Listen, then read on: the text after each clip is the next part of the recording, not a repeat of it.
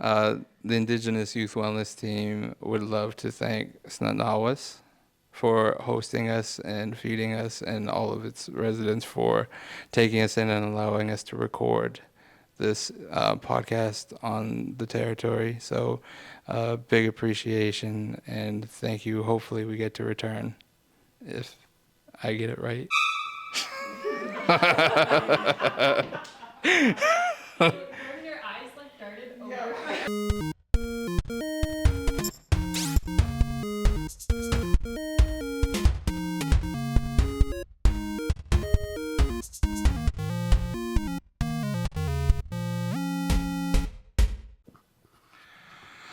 Hello, and welcome to another episode of Culture Bites podcast. And I am one of the hosts, Jordan Robinson. And today I am with my beautiful niece, AK. And we're going to start off with protocol on this one. So I'm Jordan Robinson, and I am from a housing nation on West Coast, Vancouver Island. And I'm the graphics and production specialist for the Indigenous Youth Wellness Team, and also, I guess, as I said, one of the hosts for the Culture Bites podcast. And I would just like to ask you to introduce yourself to the people.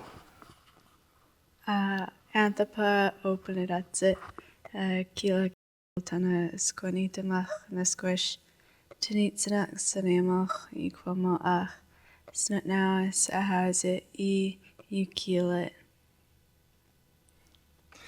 Thank you.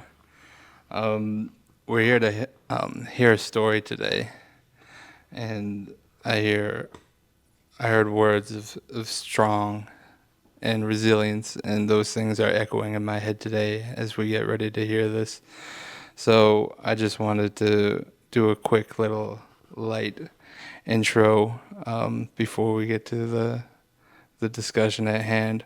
What are some things you enjoy? Like, what's your favorite sport? Well, I do multiple sports. Yeah. I like to do boxing and basketball and lacrosse Yeah. and a little bit of soccer. Dude, that's multifaceted. That's awesome. I love it. I used to play soccer when I was younger too, and football. But I think being able to have some fun with a team and teammates it's just key to growing up and being part of it all. Yeah. Yeah.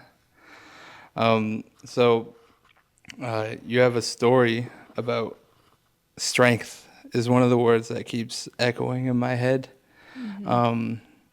If you feel as comfortable, if you could share the story with us today in your own experience, in your own words, feel free to share what you've been through or what you are going through. I've been through quite a lot these past couple years. This year, I woke up with a pain in my neck, and it got worse within minutes, and I eventually started losing feeling in my body and wasn't able to move any of it by myself.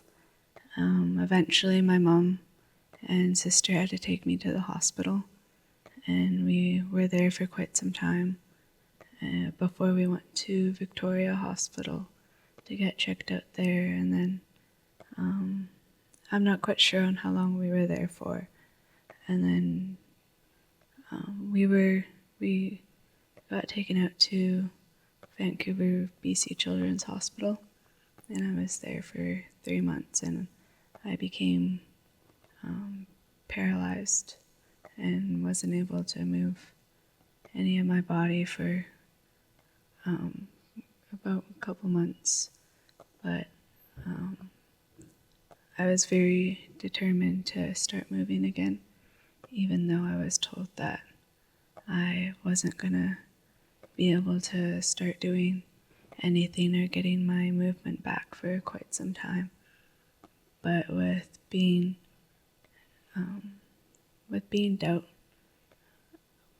me being doubted, it made me want to get better and get back to who I was even more. So I worked really hard to get my movement back, and I was able to get it all back, and I'm still starting to get it all back now. Wow. Did they have uh, a, an official or any diagnosis for what they say had happened? Not really. They just put a name on it. Yeah. They couldn't figure out what was wrong.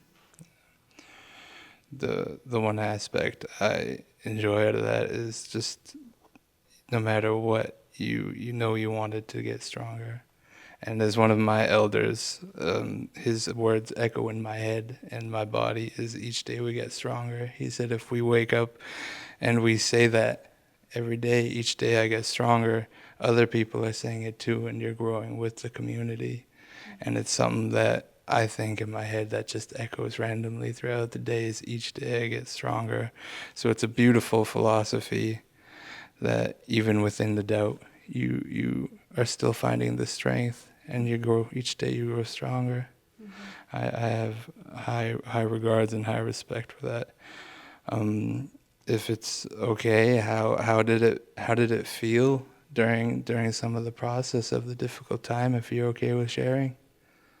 It felt quite difficult to get all of it done, and there was days where I felt like that I'm not going to get back to who I was before everything. But I have had great support throughout my whole thing, and a reminder that I can. And I feel very strong with knowing that I can get it done to get better. Yeah, you can.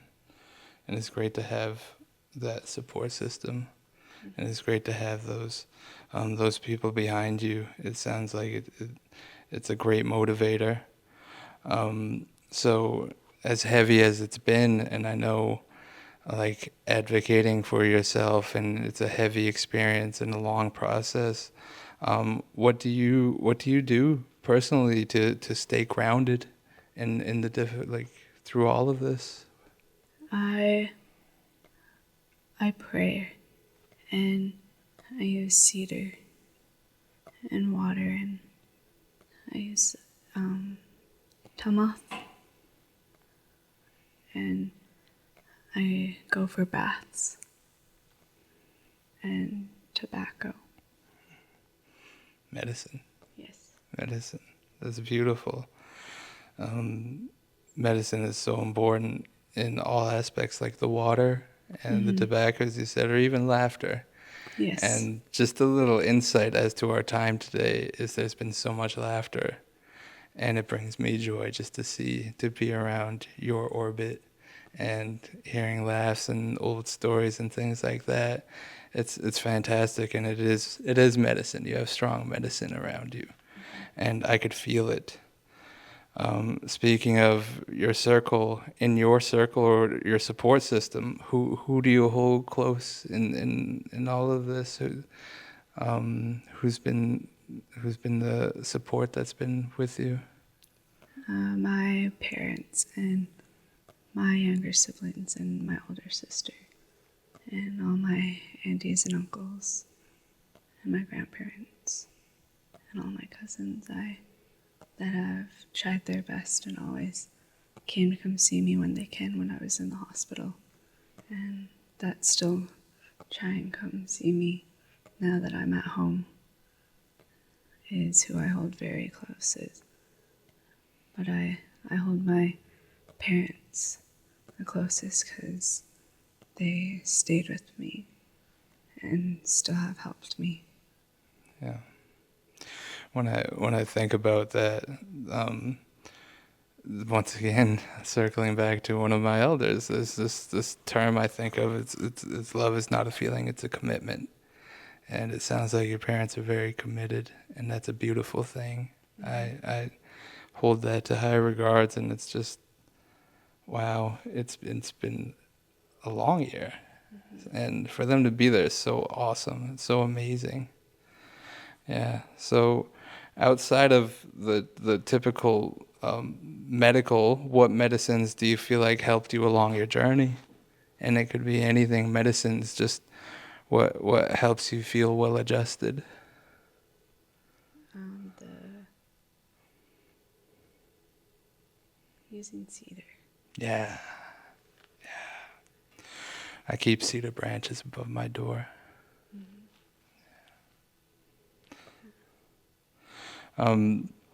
So I hope it's not, well, maybe not mine to bring up, but you were in a language class Yes, as I well am. today too. Yes. And I just wanted to ask, what does it mean to be connected to language and culture like that to you? It means a lot to me with relearning all of the language. I really like to learn about it and teach my younger siblings that get a class with language, but don't get it as much as I get it. So I try and teach them too. Awesome. It's a beautiful thing, and I've been trying to reconnect with my words and my language too, and that's one of those things that just makes it's stronger. It continues on, happens every day as long as we keep using them. I love that.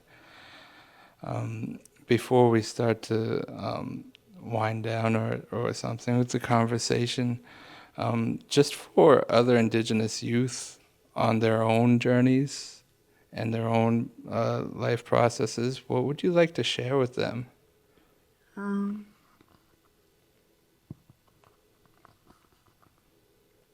To stay strong and to ask for help for when you need it, and that you won't be alone in your journey, and to remember on who you are, and that you can get through it with how hard you push yourself. It's a beautiful message. Remember who you are sticks with me. Sometimes I feel like I lose that sense. Sometimes, especially with that disconnected feeling. So things like the words, the language, and the self-work is what reminds me of who I am. And along your journey, I know you'll get stronger. You are right now. And I can see it and I could feel it. It was such a privilege to be in your orbit for today, and I appreciate you sharing with anyone, Indigenous youth and all of it. So we appreciate having you on the Culture Bites podcast, and hopefully we get to have another conversation with you. Yes, thank you for having me. I would like to say a big thank you to my amazing team that helped me over in Vancouver, BC Children's while I was there. Thank you very much for making that visit, being in the hospital a lot better. It made me feel very safe and comfortable while I was there. Thank you. The Indigenous Youth Wellness Team and Culture Bites podcast would like to thank Snotnawas for hosting us and feeding us and allowing us to film and record on the territory. It is a huge appreciation that we get to do this and a privilege. So we are hoping to be able to return and record more someday.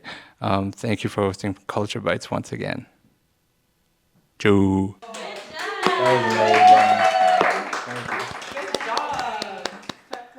Great voice. Thank you for sharing with us. Yeah.